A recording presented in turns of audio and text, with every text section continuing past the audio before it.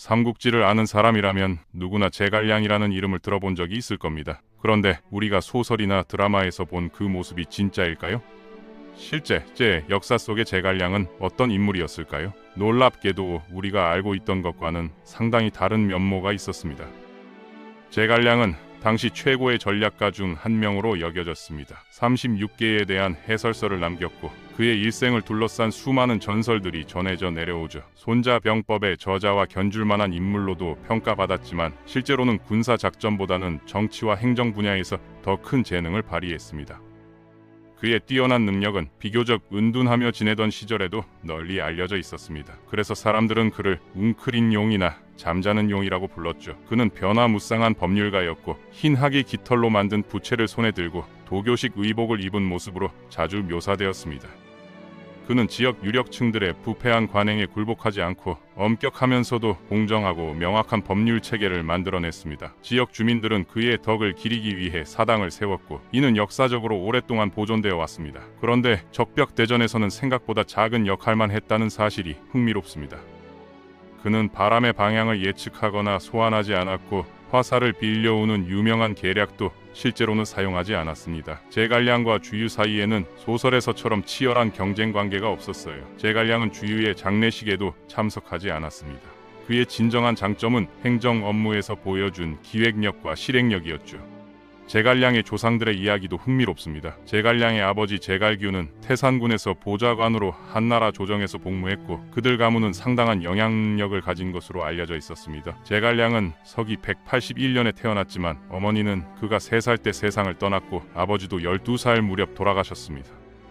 제갈량은 동생 제갈균과 아마도 2명의 누나와 함께 삼촌 제갈현에게서 자랐습니다.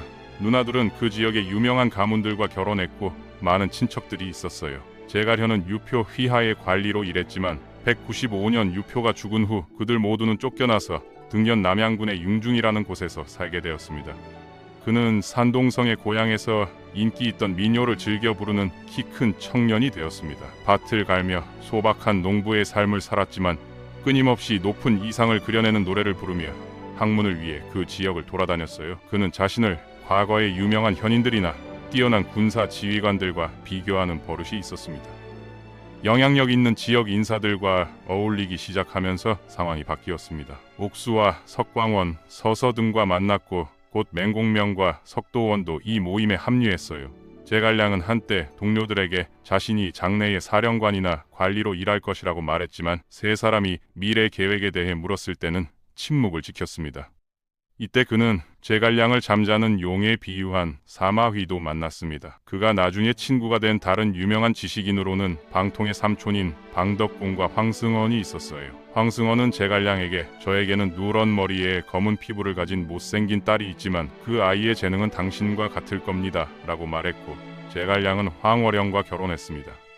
처음에는 제갈량에게 아들이 없었기 때문에 그는 제갈진의 아들인 제갈교를 양자로 삼았습니다. 제갈교는 총나라 밑에서 복무했지만 비교적 젊은 나이에 사망했어요. 제갈량은 그 후에 적어도 2명의 아들을 더 두었고 제갈사는 장군으로도 복무했지만 총나라 정복준에 전사했습니다. 유비가 신야에 거주하며 숨어 지낼 때 그는 사마휘를 만났고 사마휘는 제갈량과 방통을 추천했습니다. 유비의 참모들과 서서도 유비에게 재능 있는 인물을 추천했을 때 그는 제갈량을 직접 만나야 한다는 말을 들었어요. 유비는 그를 3번 개인적으로 방문하여 207년에 그를 영입할 수 있었습니다. 이후에는 제갈량이 공식적으로 그의 부하가 되기로 결정하기 전에 더 많은 만남이 있었을 겁니다. 유비와 제갈량이 융중에 있는 그의 집에서 나눈 비밀 대화에서 유비는 한나라가 쇠퇴하고 있으며 사악한 관리들이 권력을 찬탈하는 동안 황제가 강제로 쫓겨났다며 자신의 뜻을 밝혔습니다. 제갈량은 촉한 건국의 기초가 되는 융중 계획을 제시했습니다. 본질적으로 이 계획은 유비가 형주와 입주 지역을 장악하고 송권과의 전략적 동맹을 맺어서 조조에 대한 공격을 준비할 수 있는 실행 가능한 기지를 확보해야 한다는 것이었어요. 이는 후에 적벽대전의 승리로 이어지게 됩니다.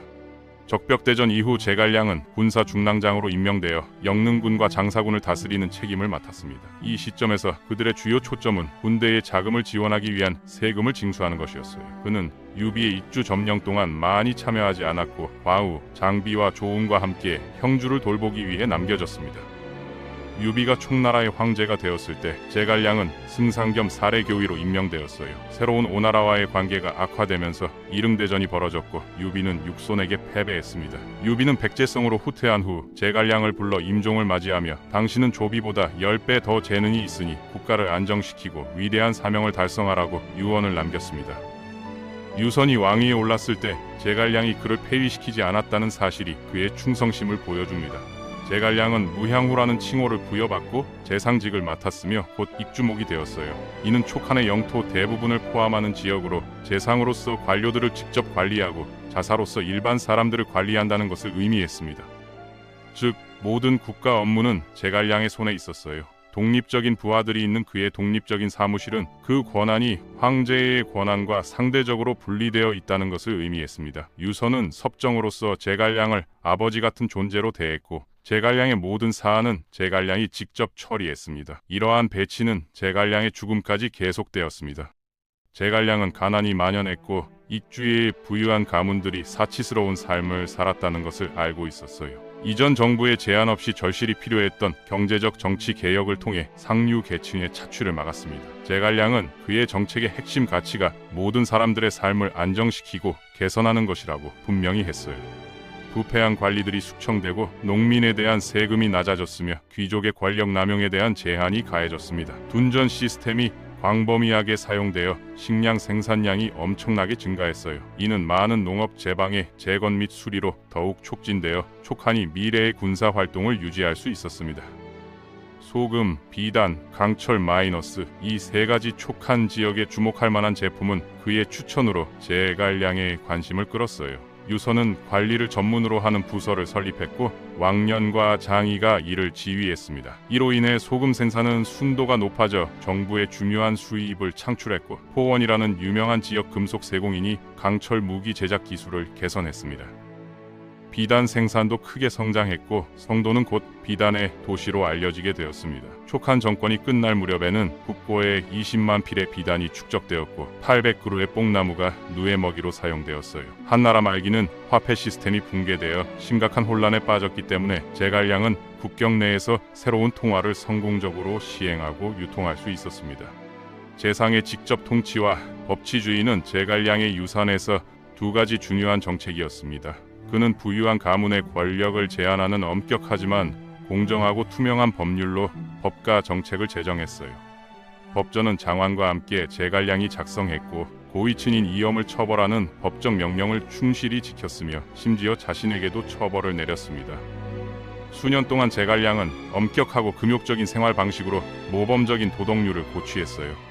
그는 과도한 자산을 소유하지 않았고 사치스러운 지출을 삼가고 거의 전적으로 정부 급여에 의존했습니다. 이로 인해 그의 관리들은 등지와 비위의 방식을 따라 법과 도덕률을 엄격히 준수했고 정부는 높은 수준의 투명성을 유지할 수 있었습니다.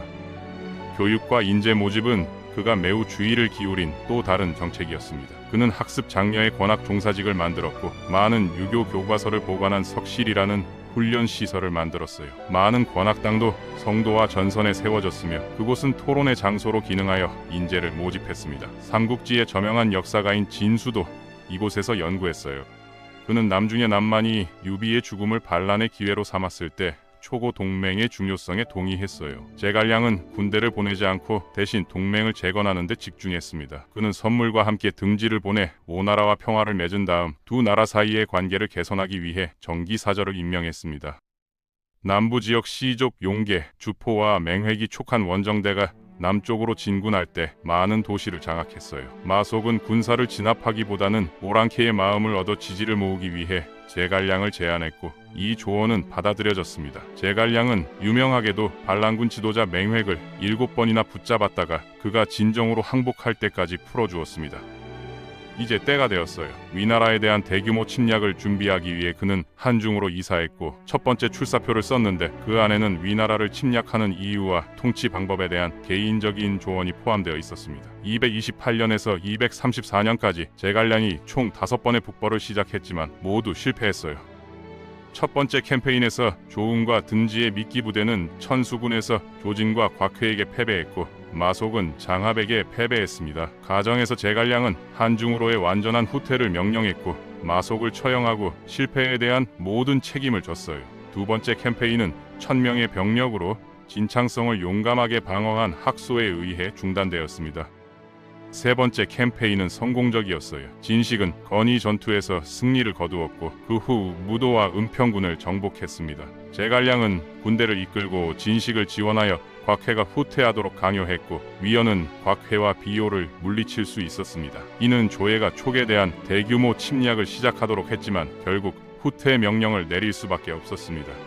제갈량이 발명한 모구유마는 그의 네 번째 원정에서 사용되어 보급품 수송에 도움이 되었습니다. 그들은 기산을 점령하고 기백남을 모집했지만 사마이가 이끄는 군대와 마주쳤어요. 제갈량을 지형을 자연 장벽으로 사용하여 철수했고 사마이의 군대와 대치 상황이 벌어졌습니다. 결국 장합이 전투에서 죽었고 제갈량은 촉으로 후퇴했습니다.